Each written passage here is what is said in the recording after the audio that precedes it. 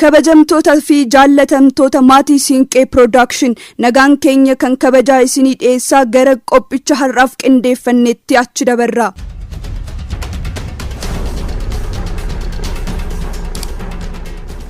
Atleetonni Itoophiyaa fi Keeniyaa ta'e jedhanii lammiin Chaayinaa akka mo'atu gochuun himatamanii jiru.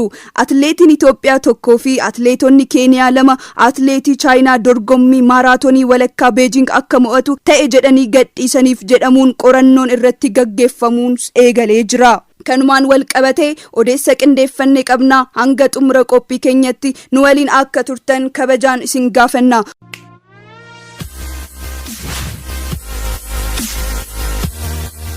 warreen maatii Siinqee hin taane chaanaala keenya subscribe gochuus hin dagatina.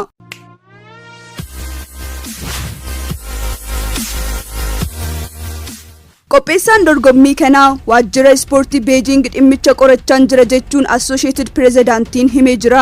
Atleetiin Itoophiyaa Dajanee Haayiluu Biqilaa, atleetota Keeniyaa Robert Katrii fi Willy Nangat atleetiin Chaayinaa Hijii akka injifatu xume jala gahanii aariitii hir'isuun isaanii gocha naamusa ispoortii hin qabnee fi saalfachiisadha jedhamuun daawwattootaan qeeqamanii jiru. Atleetonni sadan kun jalqaba eegalee hanga dhumaatti atleetota Chaayinaa duuba fiigaa turan.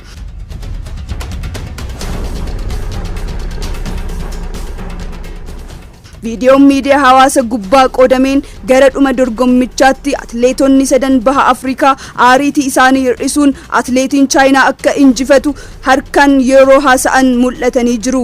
Dhuma irrattis atleetiin Chaayinaa tapha guutuu Eeshiyaa irratti maaraatoonii warqeen injifatee atleetota kana sekondii tokkoon dursee galee jira. Waajjirri ispoortii Chaayinaa qorannoon gochaa jiras jedhee jira. Qorannicha yeroo raawwannu bu'aasaa ifas ni goona jedhanii jiru.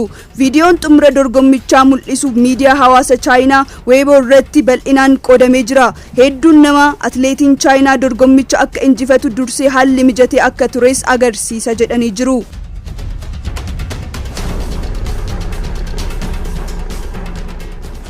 Namni yaada kenne tokko injifannoon kun Hijiif injifannoo isa saalfachiisaa ta'ee galmaahaa jedhee jira. Namni biraan ammoo dorgommiin maqaa guddaa qabu irratti naamusni ispoortii sadarkaa kanatti gadi bu'uun baay'ee nama saalfachiisas jedhee jira.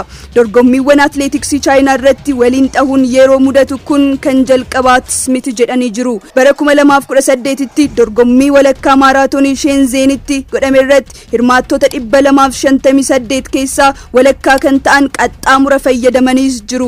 Kaameraan sochii tiraafikaa hordofuuf kaa'ame atleetota qaxxaamura fayyadaman daggala keessa yoo fiigan agarsiiseera jedhanii jiru.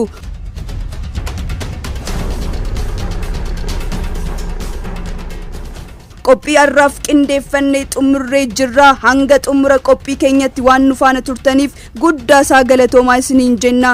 Nagayaan tura.